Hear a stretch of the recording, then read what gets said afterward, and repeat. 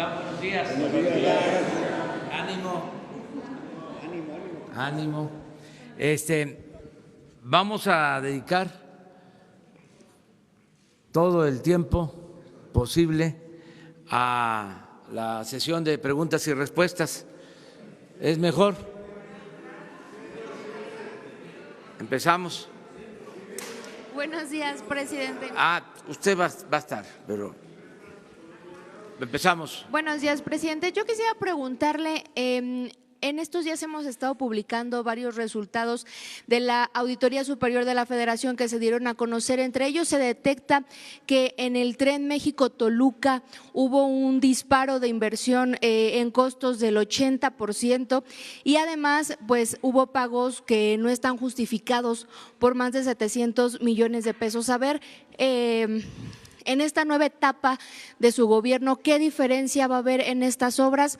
Había una visita el próximo jueves que se pospuso, saber también por qué también hoy se cancela el inicio de la reconfiguración de la refinería que tenía programado en Hidalgo, y saber qué habló ayer con Germán Larrea, si tuvo oportunidad de plantearle el tema de los mineros. Muchas gracias. Bueno, pues estamos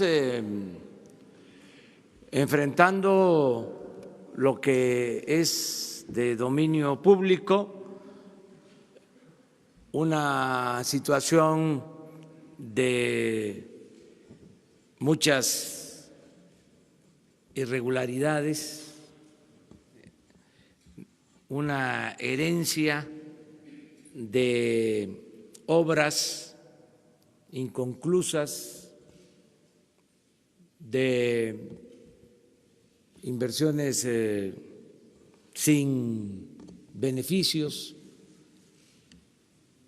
Parte de esas obras, que desafortunadamente no es la única, es el tren Toluca a la Ciudad de México, que se estimó en 20,000 millones de pesos de manera original, fue creciendo la cantidad y ahora para concluirlo pues se necesitan alrededor de 15,000 millones adicionales, más lo ya invertido. En total costaría 65,000 millones de pesos, lo que se estimó en 25,000 millones. Pero así está todo. Ayer hablamos también de estas plantas de fertilizantes que compraron, que se comprometieron recursos por alrededor de 2,000 millones de dólares y todavía no operan las plantas porque eran plantas viejas, convertidas en chatarra, además de que se compraron a precios elevados, se destinaron recursos adicionales para rehabilitarlas y no se puede todavía terminar de modernizarlas. Entonces, en todos estos casos vamos a presentar denuncias para no ser nosotros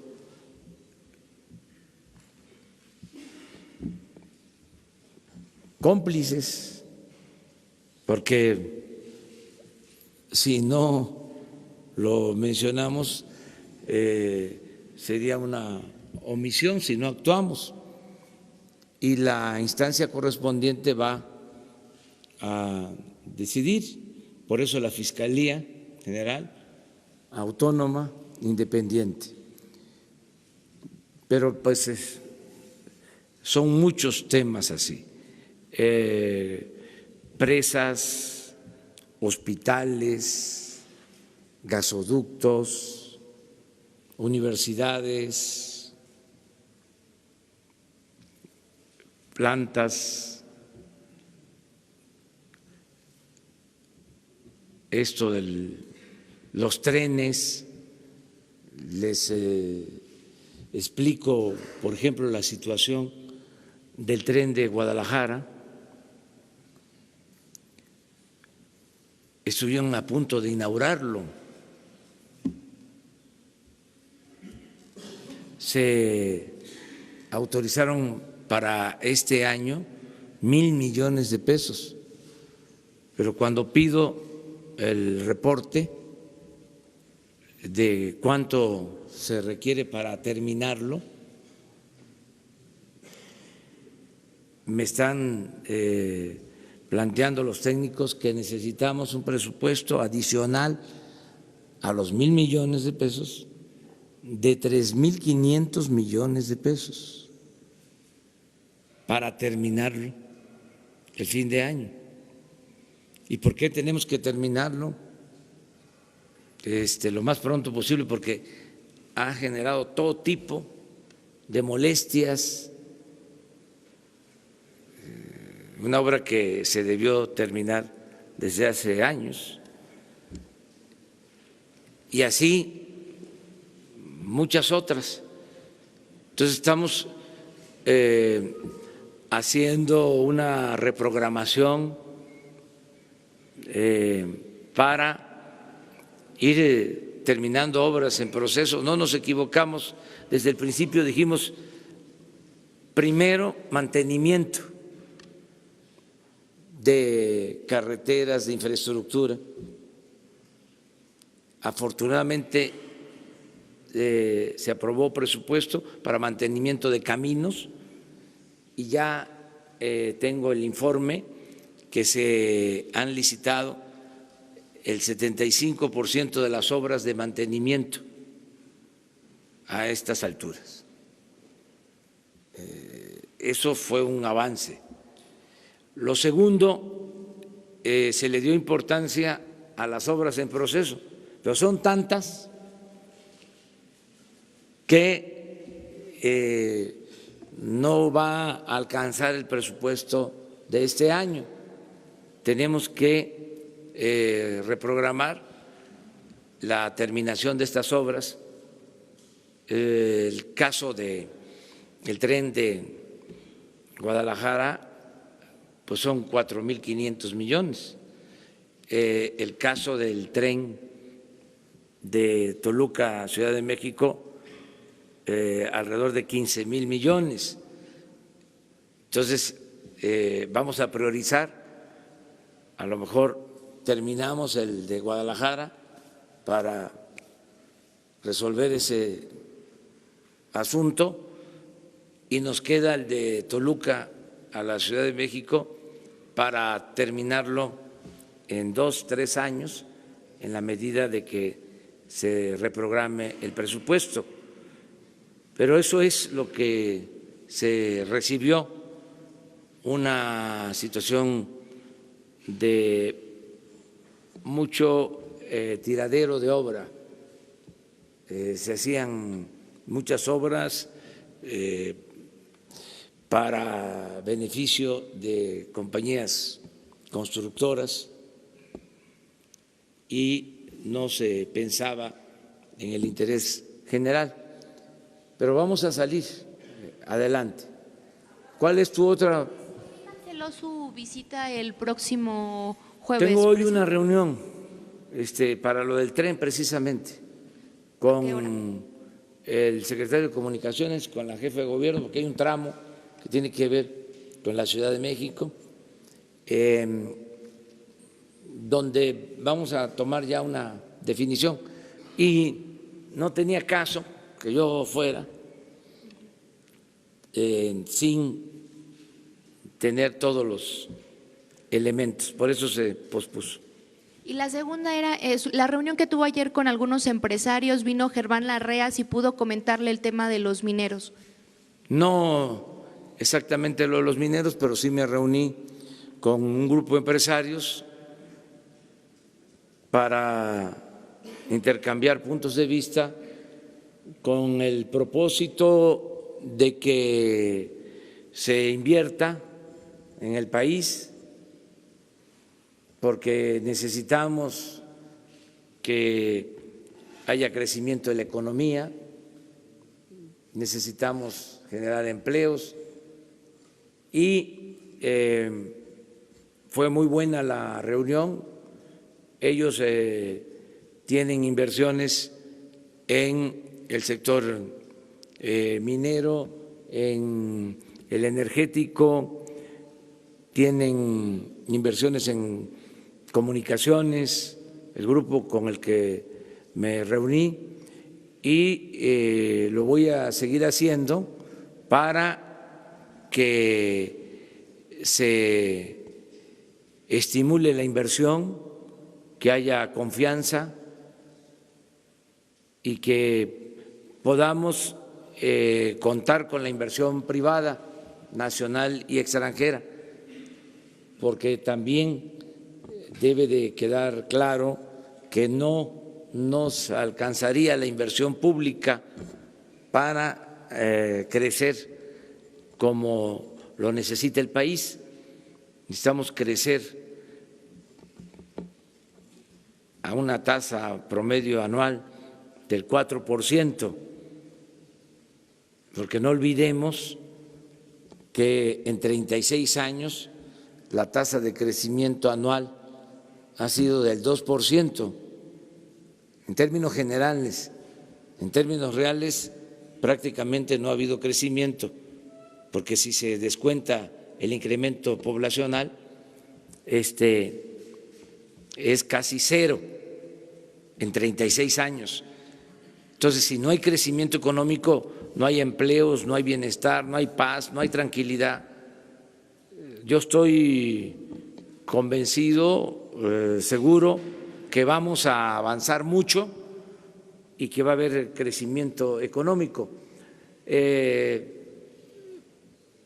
Entre otras cosas, insisto, porque no va a haber corrupción, que ese es un ingrediente que impide, cuando hay corrupción se impide que haya crecimiento. O sea, la corrupción impide el crecimiento. O sea, entonces, al no permitirse la corrupción, hay crecimiento. Se los explico de manera sencilla. Los técnicos, los expertos van a las cifras, suele pasar, y dice, la inversión pública en México es de las más bajas del mundo. ¿Y sí? Sí, es de las más bajas, incluso del continente americano. Pero a eso habría que agregar la corrupción. Entonces, si se invierten en el papel 600,000 millones de pesos, en realidad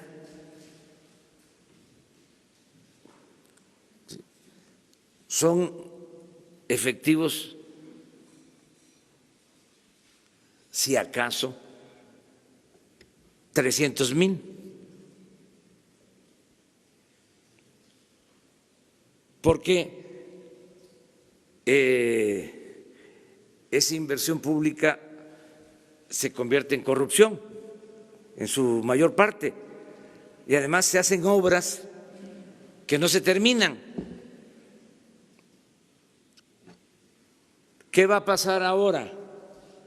Que esos 600,000 millones en efecto van a ser inversión pública y no se van a ir por el caño de la corrupción. Entonces tengo confianza de que esto nos va a permitir crecer.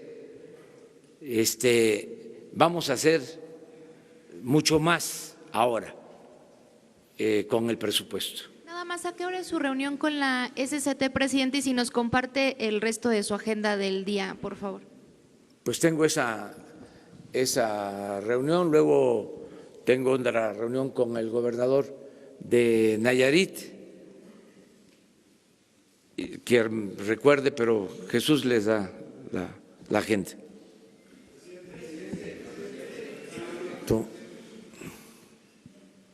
Vamos a 3 aquí, 3 y 3. Buenos días. ¿Qué información tiene sobre los refugios de mujeres en situación de violencia? Porque los recursos federales no están llegando. ¿Hay alguna razón en particular para frenar esta ayuda? También ayer el vicepresidente de Estados Unidos le pide reconocer a Juan Guaidó y en este mismo tema pedirle una opinión de lo que sucedió ayer con el periodista mexicano Jorge Ramos allá en Venezuela. Bueno, gracias. Mire, nada que signifique justicia va a ser hecho a un lado. Que quede claro. Refugio de mujeres maltratadas, discriminadas, en riesgo, todo eso se mantiene. Eso y más. Lo que estamos haciendo es terminar con los gastos superfluos. Les voy a dar un ejemplo, 2 ejemplos, y pueden ser 3. Miren, 1 millón de personas con discapacidad ya están recibiendo, no todos, pero ya muchos, y yo espero que en un mes todos están recibiendo una pensión de 2.550 pesos cada 2 meses. Todas las niñas y todos los niños con discapacidad del país. Pero al mismo tiempo existe el Instituto para la Atención a Personas con Discapacidad. La pensión a 1 millón de personas con discapacidad, que significa una inversión sin precedente, nunca en la historia de México se había destinado tanto, y les invito a que revisen el gasto público sobre esto. Hablamos como de 18.000 millones de pesos. Pero se creó un instituto. El instituto tiene 600, 800 millones, algo así. Entonces, ¿qué estamos haciendo? Pues que ese instituto, los recursos de ese instituto, se sumen al apoyo a personas con discapacidad. Porque antes todo era el instituto. Para niños de la calle, un instituto. Para madres solteras, un instituto. Para adultos mayores, un instituto. Y cada instituto con un director general o directora general o coordinadora, con sueldos de 150 a 200,000 pesos, con direcciones, jefes de departamento, ¿sí?, viajes al extranjero, porque había que ir a aprender, ¿no?, a Europa cómo hacerle. Entonces, ya no queremos eso. Ya lo que queremos es, vamos a darle el apoyo directo a la gente, no a los aparatos burocráticos, porque el gobierno estaba ensimismado. El presupuesto era para el mismo gobierno, no le llegaba al pueblo. Esto cuesta trabajo que se entienda, porque había una costumbre burocrática, simuladora, porque ¿para qué se va a crear un instituto si no se ayuda al que lo requiere? Nada más aparato. Además, porque el neoliberalismo tuvo que ver también con la formación académica, las famosas políticas públicas, se iban al extranjero a tomar cursos y era para eso, para venir a crear institutos, ¿no?, de todo. Al final de cuentas, el que lo necesitaba no recibía nada. Les comentaba yo ayer, antier, organizaciones sociales, organizaciones de la sociedad civil, organizaciones no gubernamentales, recibían alrededor de 30,000 millones de pesos. No, mejor de manera directa. Si el mexicano no es menor de edad, ¿para qué la tutela? ¿Para qué el intermediarismo? ¿Por qué no de manera directa? Y para que le llegue el apoyo y le llegue completo.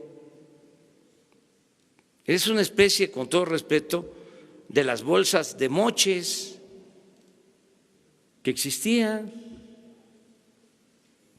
Por eso no les costaba trabajo aprobar el presupuesto, porque a cada diputado le daban para que distribuyera presupuesto. Eso es indebido, es ilegal. Por eso es el gobierno, por eso es el poder ejecutivo. No puede haber un gobierno paralelo. Entonces crearon toda esta concepción de la sociedad civil, también satanizando al gobierno, estigmatizando al gobierno. No, si las acciones se llevan a cabo a través del gobierno, no son eficaces y además se roban todo. Luego entonces, mejor dennos a nosotros el dinero. La política, por ejemplo, de deducir impuestos para fomento del arte, de la cultura, presumir con sombrero ajeno. Una empresa que no paga impuesto, se les regresan los impuestos para que ponga un museo de arte popular. Pues sí, nada más que ese dinero no entró a la hacienda pública. Ya esa política no va a continuar. Vamos a cambiar las cosas. Acerca de lo de Venezuela, no quiero meterme en opiniones de ninguna índole. Ya fijamos nuestra postura, está lo suficientemente clara, está en la Constitución, y como dicen los abogados, no quiero leerles el artículo.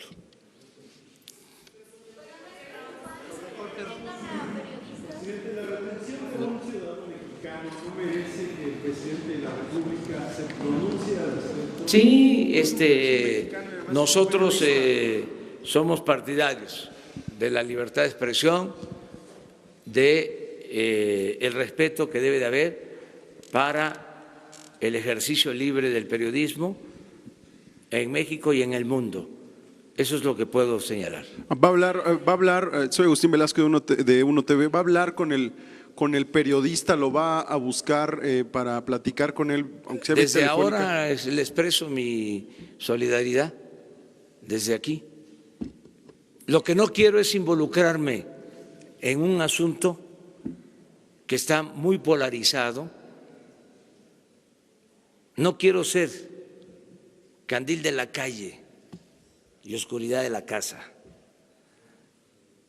Quiero primero atender nuestros asuntos, pero además apegarme a la política de principios que siempre se ha aplicado, desde luego, en los mejores tiempos. Sí.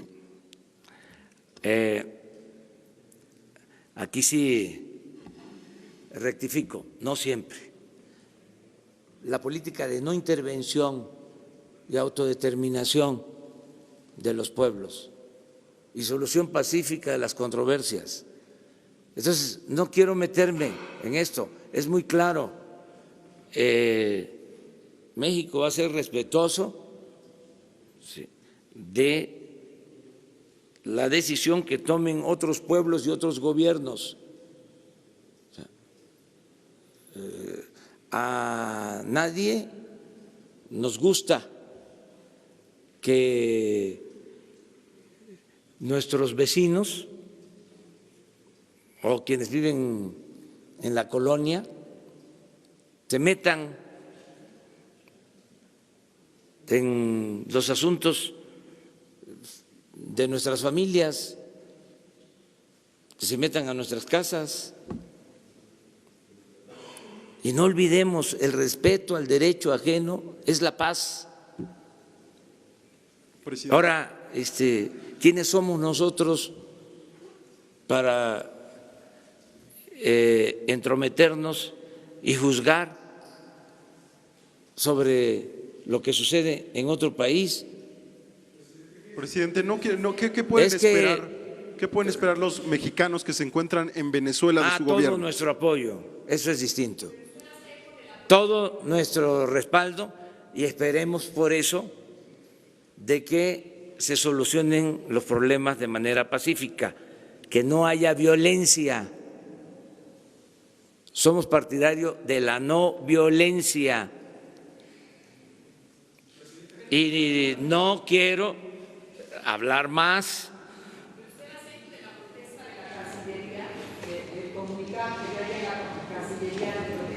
Que les quitaron el equipo a nuestros colegas de Univisión. La Cancillería de México tiene autonomía y respaldo lo que ellos sostuvieron. Usted también exige que le regresen las Sí, cámaras y el equipo. lo que pidió la Cancillería mexicana, pero no voy a abordar más sobre el tema, porque me metería yo a un terreno que no nos corresponde. Pero sí ratifica la protesta de la Cancillería. Sí, sí lo hizo nuestra Cancillería.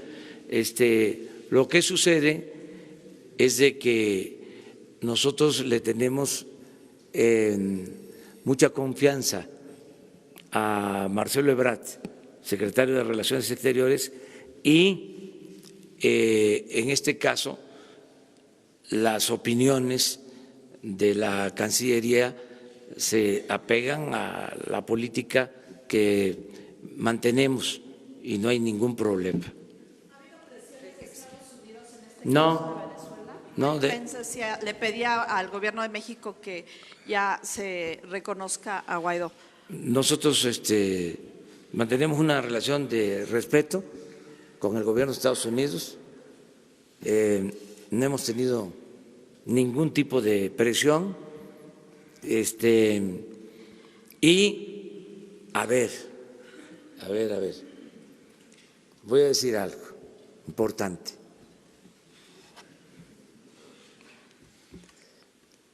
Convoco respetuosamente a las partes en conflicto a que se sienten a dialogar y a buscar una salida pacífica.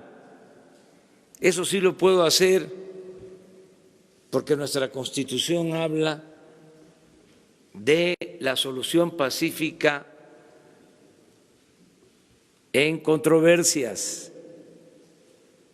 A eso convoco, no a la polarización, no a la confrontación, no a la manipulación, mucho menos a la violencia.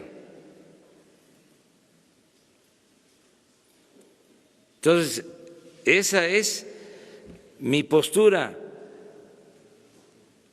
solución pacífica al conflicto mediante el diálogo. Y agrego algo más para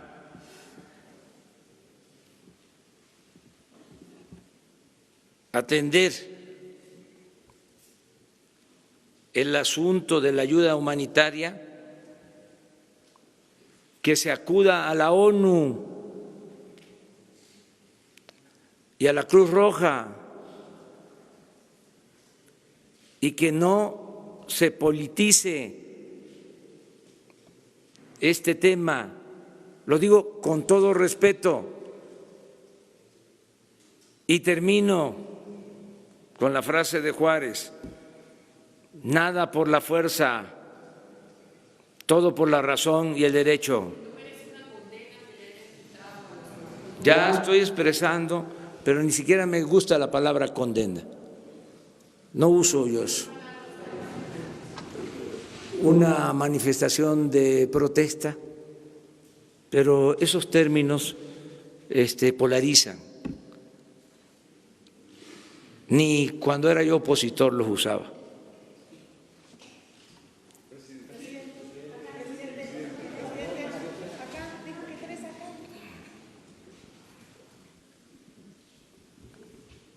Buenos días, presidente. Rafael Herrera para Sin Censura con Vicente Serrano desde Chicago. Presidente, no sé si usted esté enterado de lo que circula en redes sociales, pero toma fuerza la idea de bonos para rescatar a Pemex. ¿Existe algún mecanismo para que los mexicanos inviertan en Pemex? Y en ese sentido, presidente, también hay un gran pedido de muchos mexicanos en Estados Unidos para que se les permita invertir por medio de préstamos hipotecarios de Infonavit. ¿Se puede? ¿Se ha hablado de esta posibilidad? Y por último, y si me permite, usted, presidente, se comprometió hace 3 semanas con el titular de Sin Censura, Vicente Serrano, a presentar un plan de apoyo a los migrantes en el extranjero. Hace una semana usted me dijo que las semanas pasadas iba a presentar este plan, pero pasó la semana y no se presentó. ¿Nos podría adelantar, presidente, si ya tiene algún avance de inversión, una cifra de inversión, y cuáles van a ser las prioridades de este plan? Muchas gracias, presidente. Bueno, sobre esto último, en efecto, yo tengo ese compromiso y esta semana le voy a pedir que venga con ustedes y comparezca el secretario de Relaciones Exteriores para hablar sobre el apoyo a nuestros paisanos migrantes esta semana. ¿Qué otra cosa preguntaste? Si los mexicanos de a pie podrían invertir en México, en claro, Pemex. La mejor inversión es que todos ayudemos, como lo hacen millones de mexicanos, pagando nuestros impuestos para fortalecer la hacienda pública, y que todos ayuden también actuando como guardianes para no permitir la corrupción en el país. esa es una forma de contribuir. Nuestros paisanos migrantes ayudan muchísimo, envían cada año a sus familiares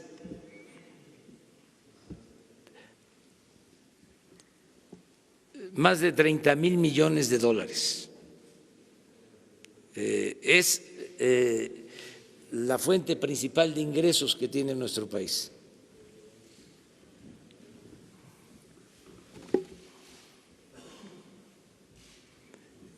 Es la principal fuente de ingresos que tiene. Ya me trajeron mi acordeón. Entonces, ayudan mucho, ¿sí? Y desde luego que están abiertas las posibilidades de inversión. En este caso, para Pemex, los ciudadanos de Apoe puedan invertir en bonos en Pemex para su rescate. Eso habría que verlo de acuerdo a las leyes vigentes, ¿sí? Pero estamos rescatando a Pemex porque se está invirtiendo, eso lo tienen que saber todos los mexicanos. Vamos a rescatar a Pemex. Se está invirtiendo como nunca en los últimos tiempos para producir más petróleo crudo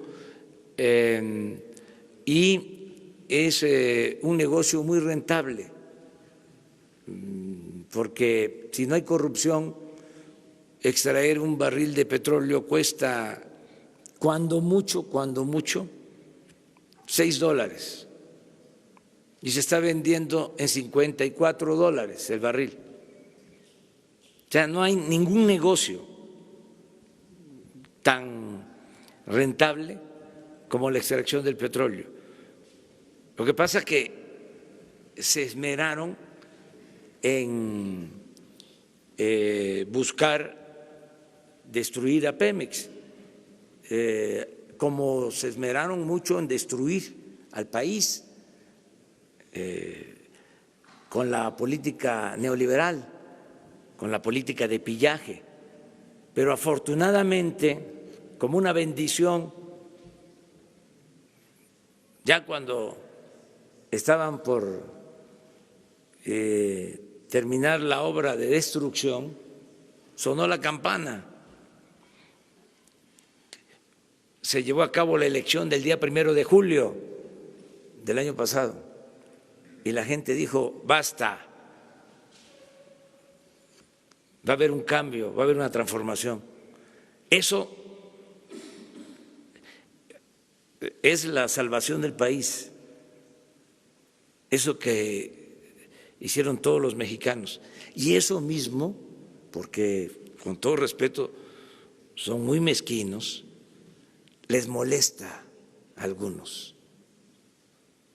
Por eso apuestan a que fracasemos, se van a quedar con las ganas. Ese sí es un desafío, es un reto. Vamos a rescatar a Pemex y vamos a rescatar a México.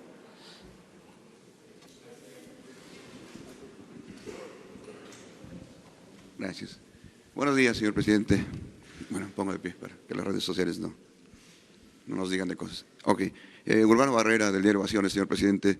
3 preguntas. La primera, entendemos las variaciones en el costo de la gasolina, pero quisiéramos que se le dijera a la sociedad si está comprando la gasolina a mejor precio, sin moches, sin corrupción, si está limpiando toda la cadena, ¿por qué para usted el incremento en el combustible, en la gasolina? La segunda,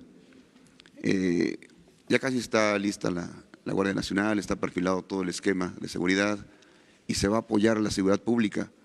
¿Qué va a hacer usted cuando se enfrente a los problemas de la infraestructura, ¿no? Por ejemplo, en la Ciudad de México, que es una de las policías mejor estructuradas, tenemos 5,000 patrullas, pero 1,000 están paradas por falta de mantenimiento, por cuestiones no muy claras ahí, es el 20%, son algo así como 62 patrullas por alcaldía. ¿Qué pasa ahí? Y la tercera, si usted contempla decirle a la jefa de gobierno, Claudia, que hace falta una limpia en la policía del metro.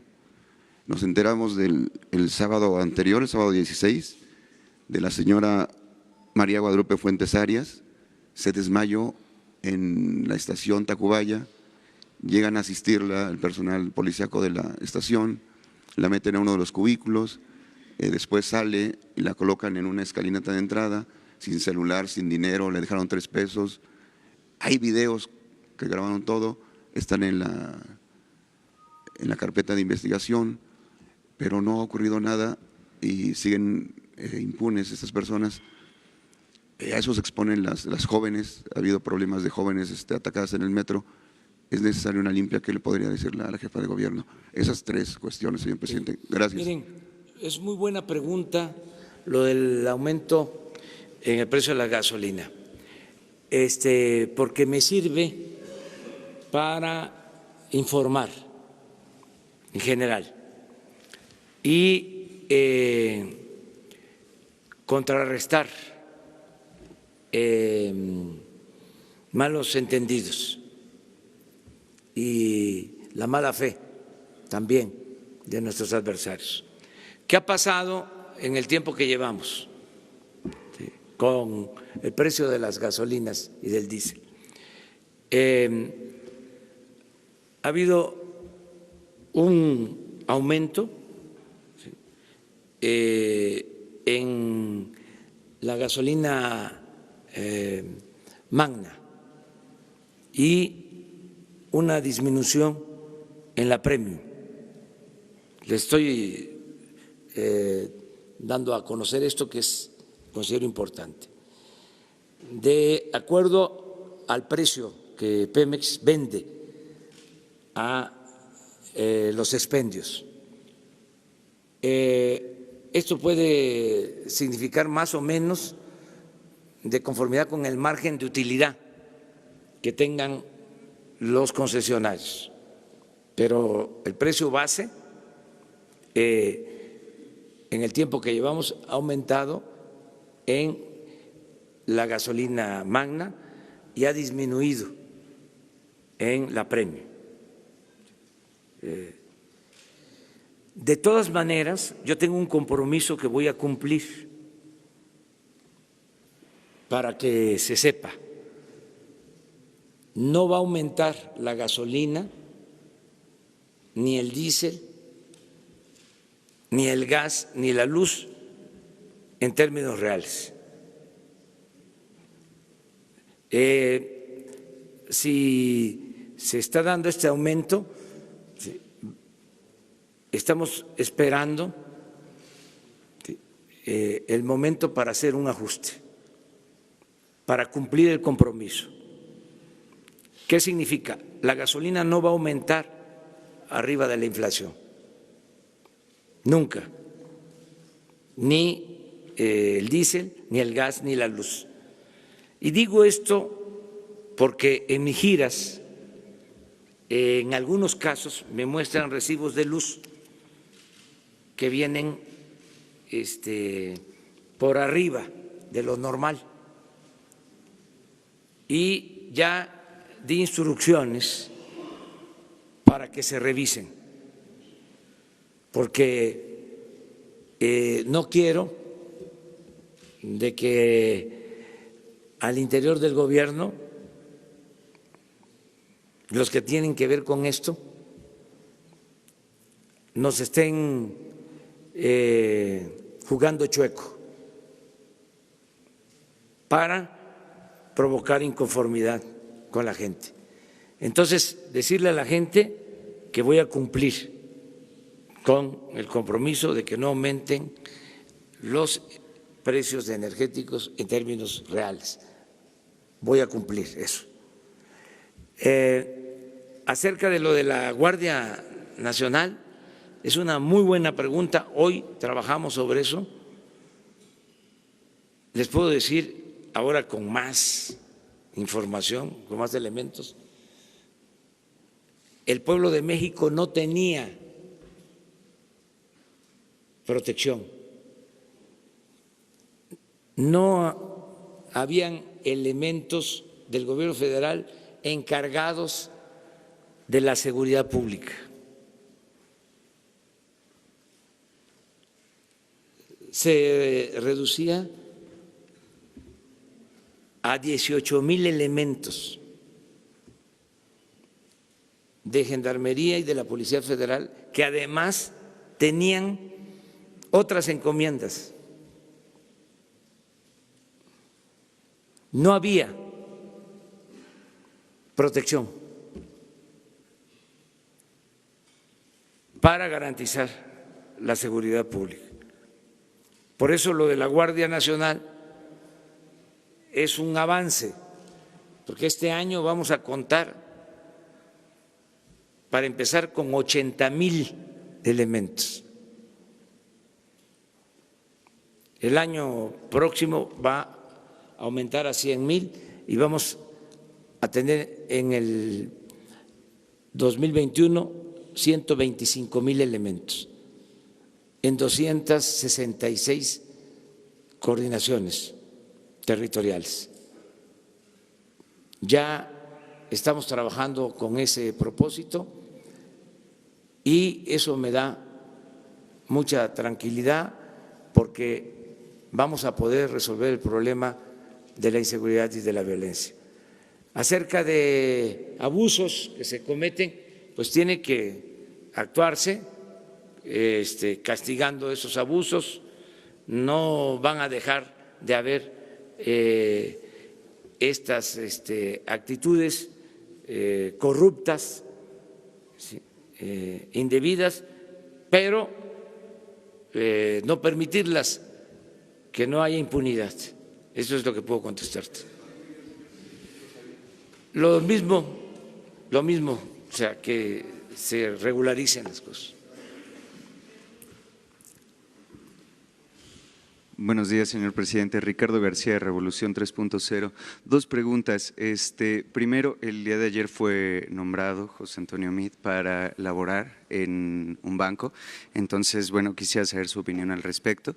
Si así como en la semana pasada podría haber señalamientos de conflicto de intereses, puesto que él ha laborado en el servicio público durante muchos años.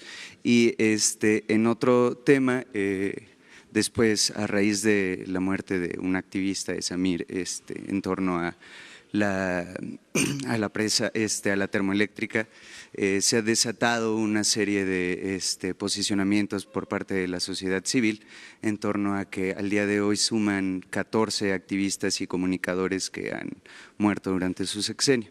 Saber si se está trabajando en una ley o una modificación a la ley de protección de defensores y periodistas, porque muchos de ellos inclusive estaban bajo la protección de ese mecanismo federal cuando pues ocurrió su muerte. Muchas gracias. Sí, es cierto lo que comentas y es un tema que se está atendiendo, lo de la protección de dirigentes sociales, de periodistas, porque incluso con custodia, en el tiempo que llevamos han perdido la vida 5 periodistas, con custodia, han sido asesinados más. Estamos atendiendo esto, es parte de lo mismo, de la descomposición en que está el país y la falta de protección y de atención al problema de la inseguridad y de la violencia. Se dejó sin atender este asunto y se fijaron otras prioridades. El cambio que se está dando ahora es la protección a los ciudadanos en seguridad pública, básicamente. Eso es lo que estamos haciendo. Lo primero que me preguntaste es sobre un posible conflicto de intereses que pudiera… Gracias. Sobre un posible conflicto de intereses que pudiera haber en torno a la reciente designación para laborar en un banco de José Antonio Meade. Pues ya hablé de eso, ya no quiero que llueva sobre mojado.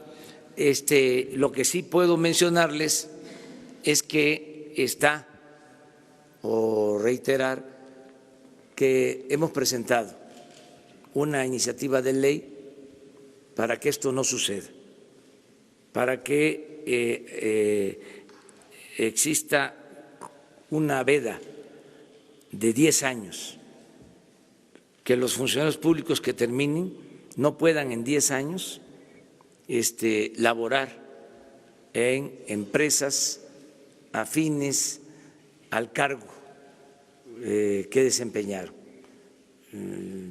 Pueden dedicarse a la docencia, a la investigación, a otras actividades, pero no a las actividades vinculadas a los cargos que desempeñaron.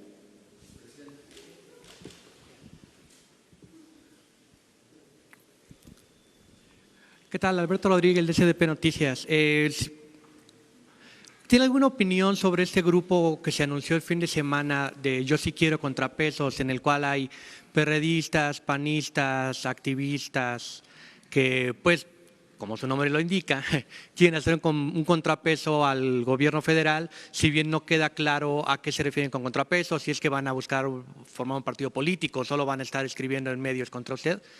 Esa es una pregunta. Y la otra, hay conflictos laborales en Chapingo, en la UAM.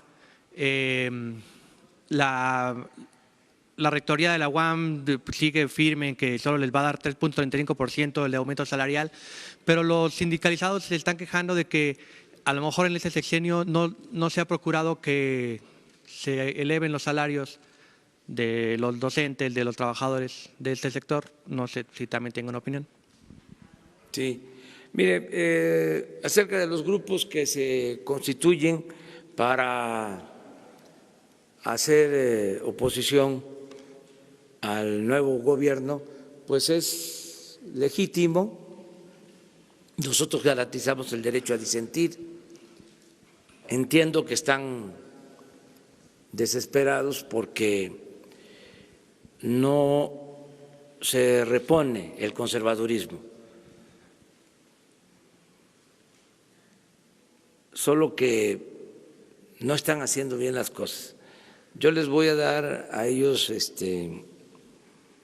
un consejo respetuoso. Un buen consejo no se le niega a nadie. O sea, yo pienso que podrían los conservadores, los intelectuales orgánicos del conservadurismo en México, podrían formar una escuela de cuadros para crear a la nueva clase política conservadora del país, porque ese es el problema que tienen. Tienen ausencia de cuadros políticos. Entonces se desesperan y reúnen agentes, ¿no?, afines, los meten en un grupo, luego hasta ellos mismos dicen: yo no fui consultado, yo no estoy en ese grupo, pero es parte de la desesperación.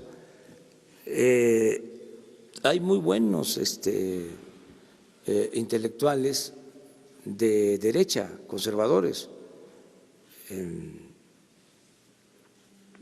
incluso con apariencia de liberales. Entonces, podrían ellos hacer una escuela para tener a los políticos del conservadurismo, como ha sido siempre. Siempre ha habido un agrupamiento político liberal y un agrupamiento político conservador. Entonces, yo lo veo bien eso, o sea, que se reagrupen. ¿Qué sucede? De que están atravesando una crisis y se están precipitando pensando que de la noche a la mañana pueden crear un grupo. No, tienen que formar cuadros, no sacar la nota, ¿no? Ya se reunieron tantos y van a hacer contrapeso, pero eso es muy ficticio, pues. Es como para decirles ternuritas. ¿Cree que Ricardo Anaya está detrás de esta formación? ¿Cómo? ¿Cree usted que Ricardo Anaya está detrás de esta formación? No, él podría estar en la formación, pero ellos hay escritores en la prensa fifí, en la academia,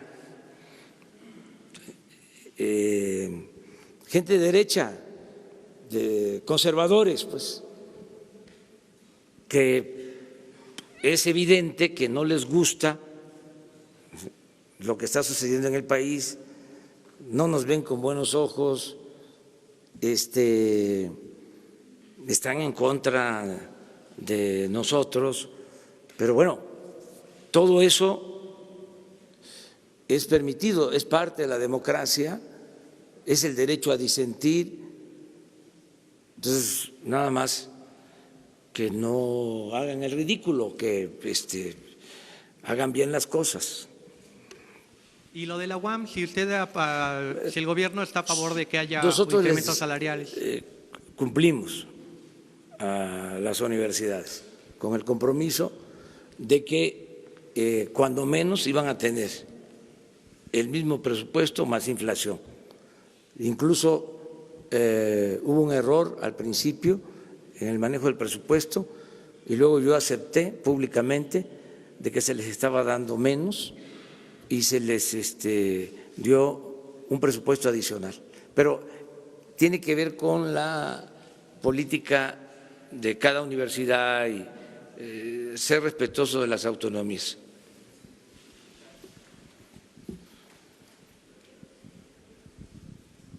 Buenos días, presidente de México, servidor Carlos Pozos, líderes mexicanos y Petróleo y Energía. Presidente, ahorita usted acaba de hacer esta convocatoria. ¿Pondría usted alguna fecha y ofrecería usted alguna instalación aquí en la Ciudad de México, el Castillo o Tlatelolco, para este diálogo que propone en Venezuela? Sí, si nos los piden las partes. México siempre estaría en condiciones de ayudar en la realización de un diálogo para conseguir la paz en cualquier nación. Están abiertas las puertas de nuestro territorio para que se dialogue. Y ese papel de intermediación para que haya diálogo lo podrían hacer no solo los mexicanos, no solo nosotros, lo podrían hacer los uruguayos, diplomáticos de prestigio mundial, la ONU, incluso hasta el Papa Francisco, que ya lo ha hecho. O sea, acuérdense de que hubo un acercamiento durante el gobierno del presidente Obama con el gobierno de Cuba y participó el Papa Francisco en el logro de ese diálogo.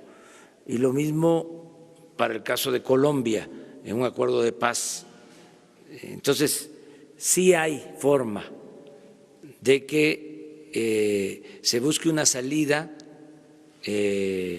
pacífica al conflicto de Venezuela y es cosa de que las partes muestren voluntad para eso. Esa es una de las razones por las que nosotros no queremos tomar partido, porque si todo el mundo se dedica a condenar a una o a otra de las partes, pues entonces no va a haber política. ¿Para qué se fundó la política? ¿Para qué se creó la política? ¿Para qué es la política, entre otras cosas? Para evitar la guerra. Y más la diplomacia. Entonces, ¿qué vamos a estar aquí o en cualquier otro lugar con dimes y diretes, a favor, en contra, polarizando? Yo creo que si nos importan los pueblos, ¿sí?, hay que actuar con responsabilidad, no en función de la carga ideológica o de los intereses hegemónicos, sino en función del interés general y del interés de los ciudadanos de manera auténtica, de manera real, no utilizar pretextos que no tienen que ver con el sentido común. A veces yo no me puedo meter, tengo que estar ahí en el límite, ¿no? Pero hay cosas que ofenden la inteligencia, de veras.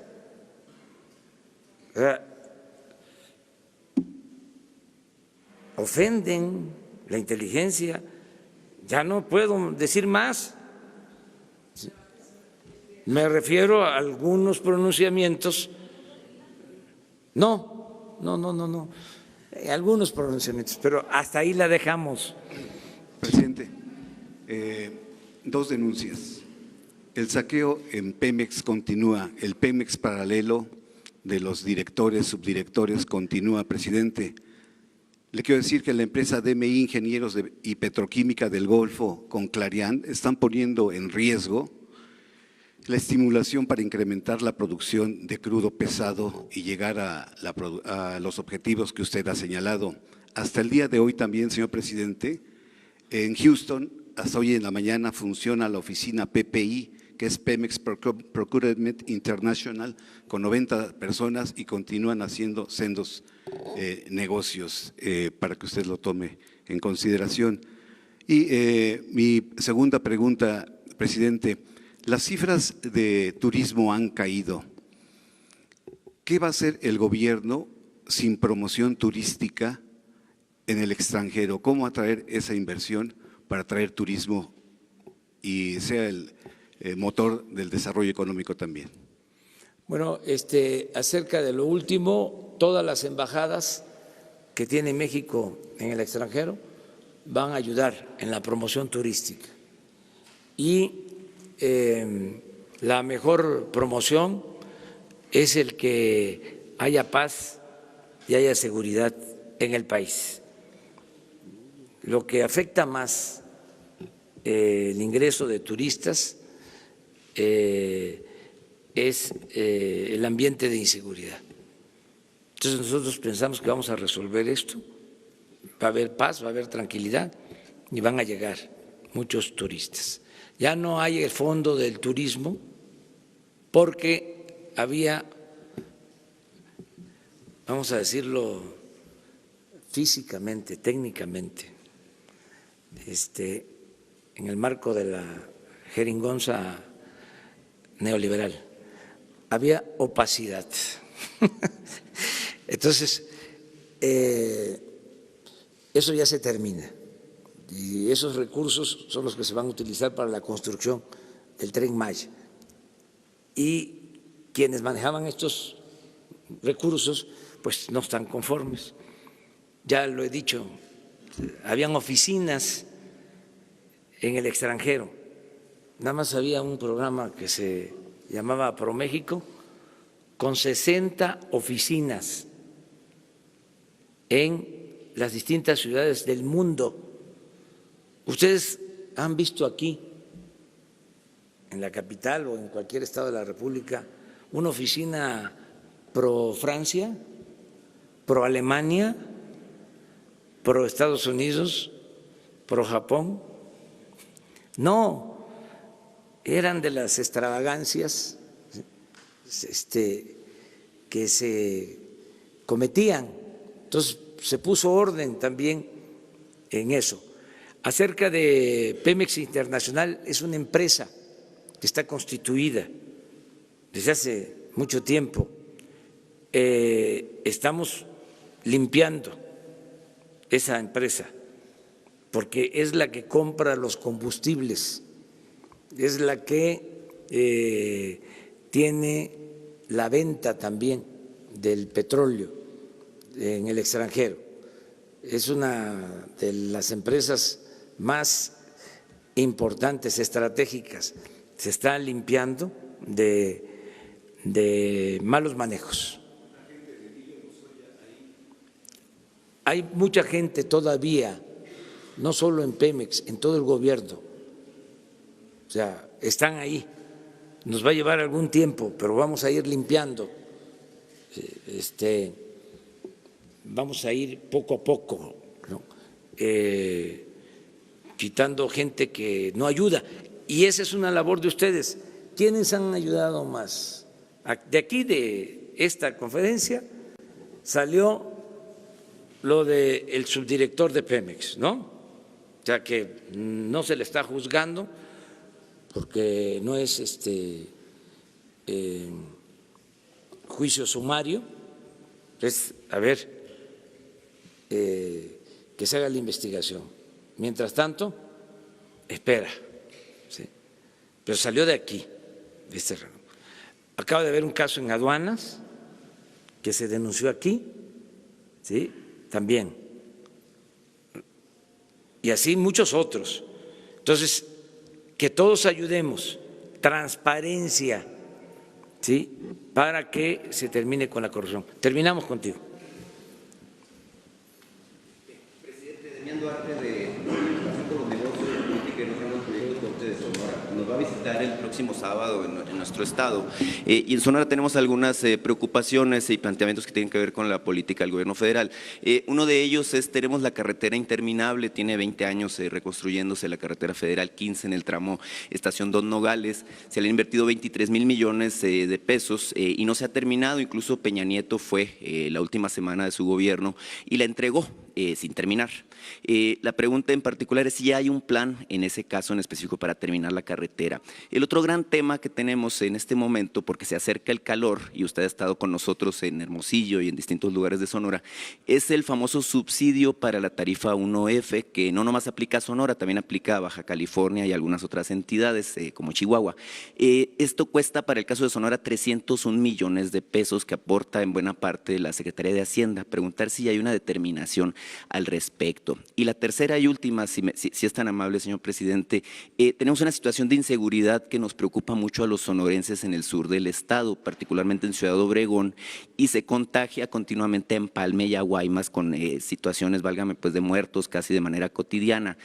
No se incluyó a Sonora ni a esta región entre las zonas de seguridad prioritarias, las 17 que definieron. Si hay un plan, porque incluso la gobernadora Pavlovich ya ha pedido que se considere esta región en específico por el problema que tiene. Muchas gracias, presidente. Sí, mira, muy importantes, puntuales tus tres preguntas. La primera, tengo el informe que la carretera la vamos a concluir en el mes de mayo. Sí.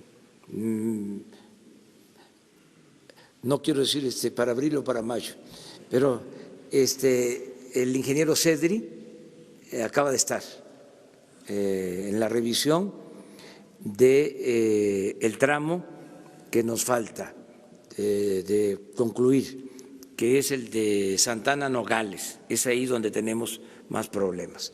Pero según su informe, en mayo se termina esta carretera, que es muy importante, atraviesa prácticamente todo Sonora. Es una carretera de concreto y sí, con un costo estimado de alrededor de 23, 25 mil millones de pesos. Esa es su primer pregunta. Ahora mismo voy a hablar con el ingeniero Cedri para que se cumpla con esto. Lo segundo, en Sinaloa me hicieron el mismo planteamiento sobre la temporada de calor y el subsidio que Hacienda destina para la energía eléctrica. Lo estoy revisando, este asunto, pero el propósito es que no se afecte a la población, que lo que ya es un compromiso del gobierno se mantenga. De todas maneras, lo voy a revisar, me lo han planteado en el norte del país, me lo plantearon, repito, en Sinaloa y ahora me lo planteas tú de Sonora. Sobre lo tercero, en efecto, de Sonora la zona con más violencia es el sur, de Cajeme, desafortunadamente, y no se incluyó en las primeras regiones prioritarias porque se hizo una revisión y aunque hay violencia en Cajeme, la situación de las 15 regiones que se seleccionaron es todavía peor que lo que sucede en Cajeme. Por ejemplo, yo les comentaba aquí que se seleccionó Tijuana porque teníamos hasta 20 homicidios diarios. Entonces se tuvo que actuar de inmediato y así se hizo la selección. Pero muy pronto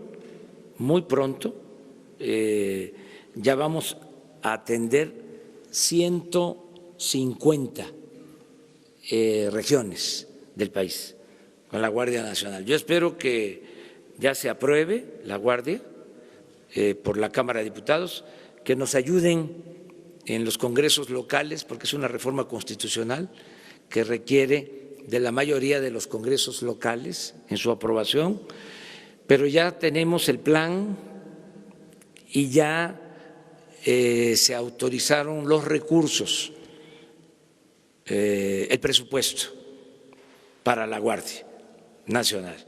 Y de esta manera vamos a estar en mejores condiciones de atender la demanda de seguridad en Sonora y en todo el país. Muchas gracias. ¿No, cómo? ¿Ya vio el video de la detención de la maestra Esther Gordillo hace 6 años? No lo he visto. ¿Hay condiciones para que regrese la maestra al escenario político? No, es que no he visto el video. Déjame que yo lo vea. No, pero digo, aparte, esto es aparte. La sección 22 de la CENTE se está manifestando afuera de Palacio Nacional en ese momento. Esta organización recibía recursos de parte del gobierno federal. Usted ha hecho el compromiso de que se van a seguir cumpliendo esos compromisos. ¿Habrá algún momento en que se sienten con la CENTE para evitar ese tipo de presiones que hacen en contra de gobiernos estatales, el propio gobierno federal, toda vez que están anunciando que se van a quedar en plantón permanente aquí hasta que ustedes cumplan el pliego petitorio que les quieren entregar? Y segundo, presidente, rapidísimo, hoy publicamos también que de acuerdo con información del INEGI, durante diciembre se creció solamente al 0.2%. ¿Hay expectativa de que el crecimiento, como usted ha ofrecido, sí se alcance la cifra del 4% que nos ha comentado desde la campaña? Ahí vamos a ir 4% en promedio en el sexenio. Vamos poco a poco, pero sí tenemos confianza de que va a haber crecimiento y que vamos a cumplir nuestras metas. Aceptamos todos los desafíos. Acerca de las protestas, se atienden todas y es parte de nuestro trabajo escuchar a quienes están inconformes y buscar respuestas. Una ya, ¿no? A ver tú. Buen día, presidente Andrés Manuel López Obrador. Soy Dalirio Oropesa de Pie de Página, piedepagina.mx. De acuerdo con las actas, ganó el no a la termoeléctrica en 11 municipios que son directamente afectados. También son afectados por el proyecto integral Morelos. Incluso en Ayala, que es la tierra del jefe Emiliano Zapata, los resultados son 3,000 a 300. ¿Cómo va a proceder el gobierno respecto a esto? En suma, ¿qué va a hacer su gobierno para garantizar el derecho constitucional internacional a que los pueblos sean consultados por sus modos propios? En Huesca hubo una asamblea en donde fue un rotundo no, igual se replicó en Hueyapan, en donde hubo un rotundo no. Entonces, por este lado, pues, ¿cómo se va a respetar el derecho a los pueblos a decidir? Y ¿cuál es la posibilidad de que a través de la UNESCO puedan pedir vulcanólogos y sismólogos para analizar la cuestión del proyecto integral Morelos, ya que pues varios riesgos han sido señalados por parte de la UNAM, de la UAP, de la UAM, en torno a los gasoductos que rodean el volcán? Entonces, pues estas cuestiones. Sí, se está consultando a organismos internacionales para que den su opinión.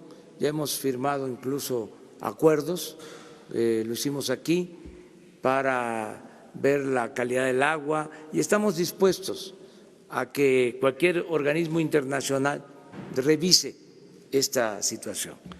Y acerca de la consulta, pues lo que se hace es preguntarle a la gente, eso es la democracia. Pero ¿cómo, por ejemplo, Cuernavaca no podría decidir encima de los pueblos que están directamente afectados? Pues todos somos afectados en un sentido o en otro, porque si la planta no funciona,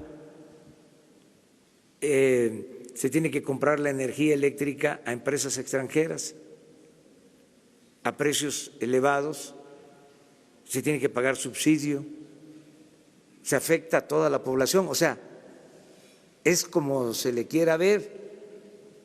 Yo entiendo que existe inconformidad de parte de los afectados directos, pero también hay una afectación a la hacienda pública, el presupuesto es dinero de todos, son 25,000 millones de pesos.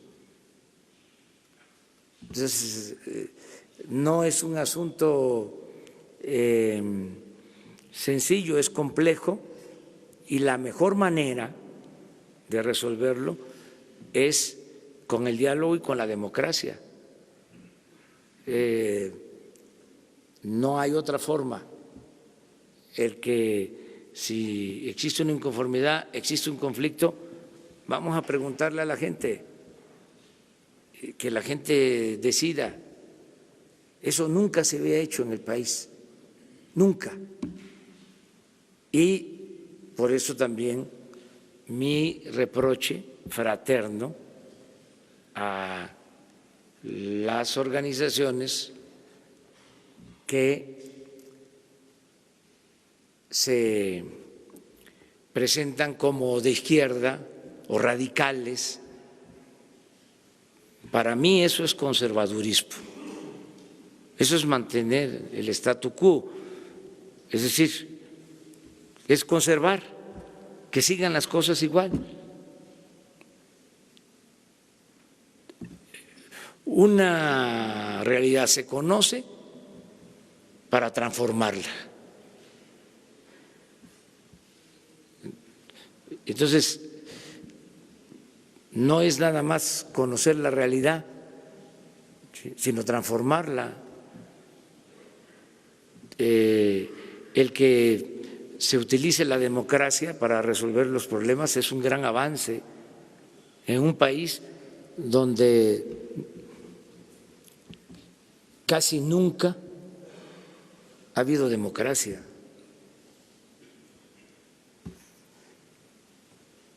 Es importantísimo el que, por ejemplo, no haya represión, el que hayan intentado frenar la consulta con actitudes antidemocráticas, de provocación, a quemar urnas, y que se haya actuado con tolerancia, con respeto, se haya permitido la libre expresión y además que ya se sepa, nosotros no vamos a reprimir al pueblo, no somos iguales, se van a quedar también con las ganas, porque ¿qué quieren los extremos?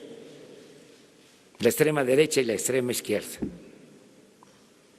que suelen tocarse, quieren vernos a nosotros convertidos en lo mismo. ¿Cuánto tiempo estuvieron diciendo? Bueno, hasta los movimientos más famosos, que fueron muy importantes en su tiempo, que decían, ¿para qué votar? ¿Cómo van a estar buscando votar por ellos si son lo mismo? Tuve que decir que no nos podían meter a todos en el mismo costal, que a mí me podían llamar peje, pero no era lagarto, ¿sí? Pero su planteamiento era ese, y por eso no llamaban a votar. Sí. Bueno, hubo una expresión de que representábamos el fascismo y nunca se han retractado, nunca han dicho absolutamente nada. Entonces, no votar fue siempre, ¿no? Y portarse bien con los gobiernos de derecha. Y ahora llegamos nosotros y como dice la canción de Calle 13, ¿no? Todos a portarnos mal. Bueno, ya, hasta luego.